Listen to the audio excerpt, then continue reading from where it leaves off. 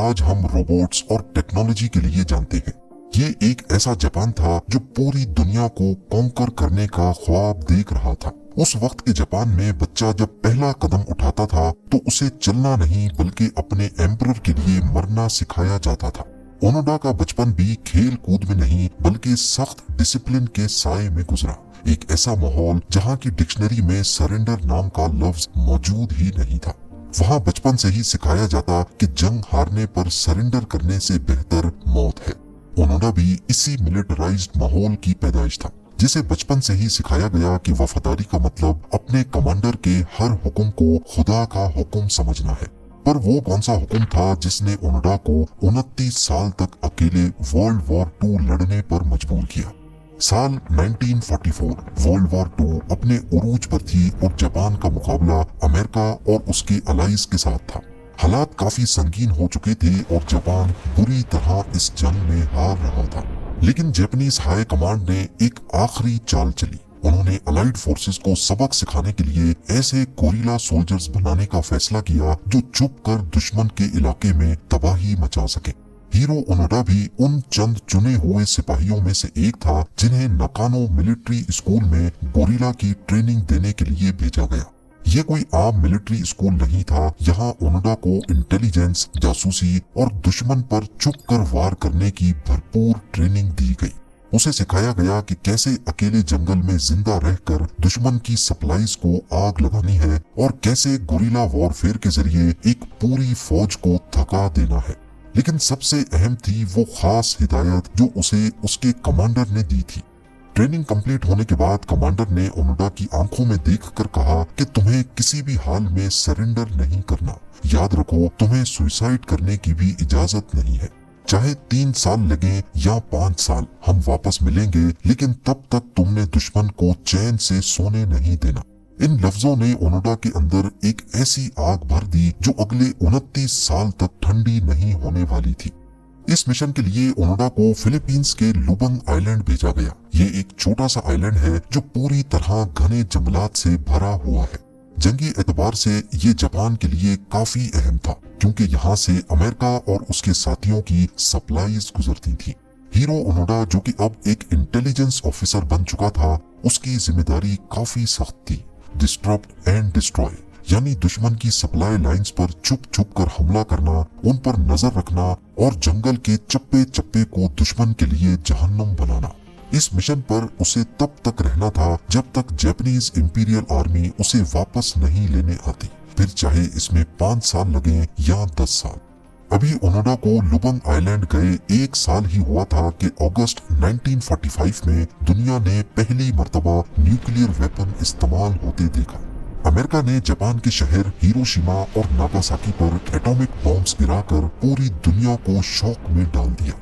इस हमले के बाद जापान ने ऑफिशियली सरेंडर कर दिया और यही वो टर्निंग पॉइंट था जहां से वर्ल्ड वॉर 2 का खात्मा हो गया। जंग तो खत्म हो गई, लेकिन फिलीपींस के लुबंग आइलैंड में हीरो ओनोडा को ये खबर देने वाला कोई नहीं था। वो अब भी वहां अपने 3 साथियों अकाट्सु, शिमादा और कोजुका के साथ घात लगाए बैठा था।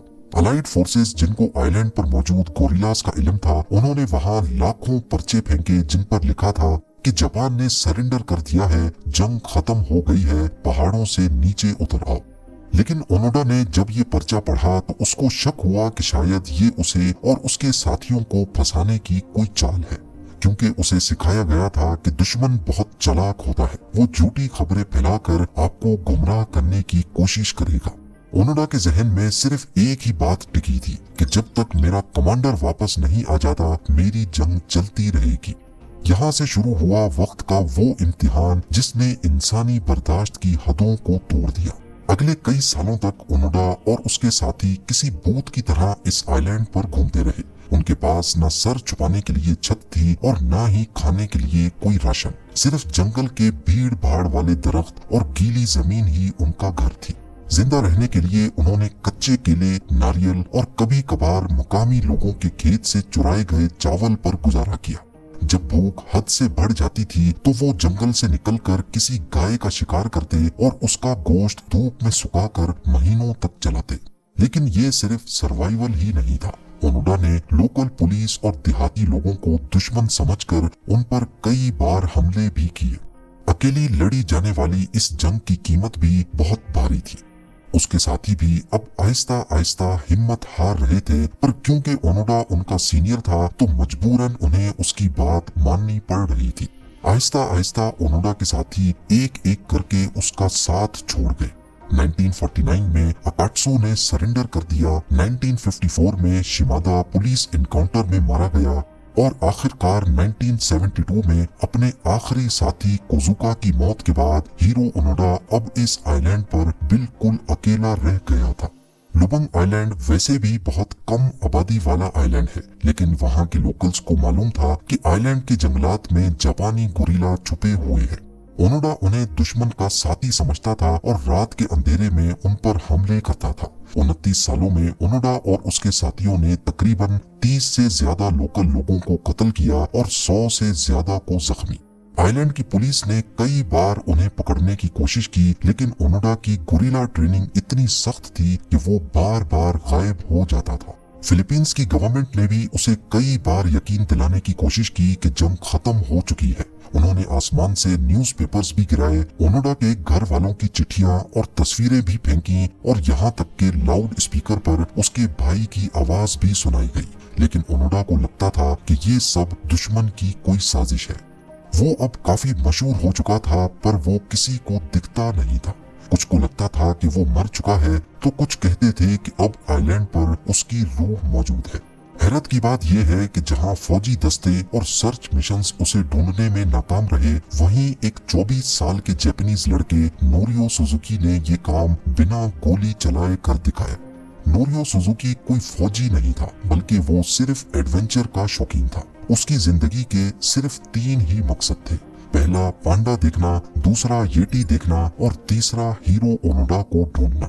वो लुबंग के जंगल में उसे ढूंढने के लिए निकल पड़ा और सिर्फ 4 दिनों में ही उसे ढूंढ निकाला। 20 फरवरी 1974 वाले दिन नोरियो सुजुकी और हीरो ओनोडा का आमना सामना हुआ। पहले तो ओनोडा ने गोली चलाने की कोशिश की, लेकिन सुजुकी ने चीख कर जापानीज में उनका नाम पुकारा और कहा, ओनोडा सैन, एम्परर और जापान के लोग आपके लिए फिक्रमंद है। सुजुकी ने उसे बताया कि जापान अब एक अजीम ताकत बन चुका है, मगर ओनोडा की एक ही जिद थी कि मैं सिर्फ तब यकीन करूंगा जब मेरा कमांडिंग ऑफिसर मुझे यहाँ आकर ये ऑर्डर देगा। सुजुकी समझ चुका था कि ये जंग वेपन से नहीं, सिर्फ एक ऑर्डर से खत्म होगी।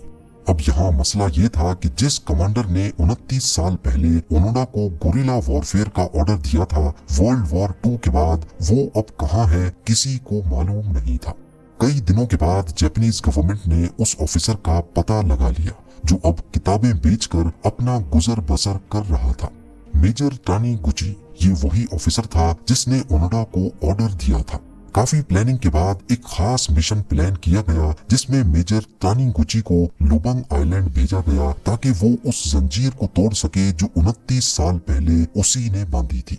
जब ओनोडा ने अपने पुराने कमांडर को देखा तो वो अटेंशन की हालत में खड़े होकर सैल्यूट करने लगा।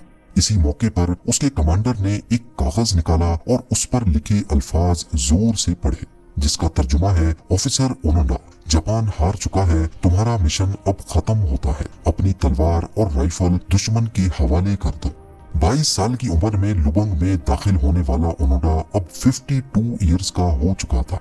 उसने अपनी जवानी, अपने दोस्त और अपनी जिंदगी के बेहतरीन साल उस वफादारी की नजर कर दिए थे जो दुनिया की नजर में किसी पागलपन से कम नहीं थी। ओनोडा जब जापान वापस आया तो वो एक नेशनल हीरो बन चुका था। उसने कई मर्तबा उन 30 लोगों की मौत पर दुख का इजहार किया जो उसने दुश्मन समझकर मार दिए थे। पर जो जापान वो 29 साल पहले छोड़कर गए थे, वैसा जापान उन्हें कभी नहीं मिला। अब वहाँ टेक्नोलॉजी और वेस्टर्न कल्चर का राज था। वो इस नए माहौल में एडजस्ट नहीं कर पाए और अगले ही साल जापान छोड़कर ब्राजील चले गए। 1996 में ओनोडा दोबारा फिलीपींस के उसी आइलैंड पर गए जहां उन्होंने अपनी जवानी गंवाई थी।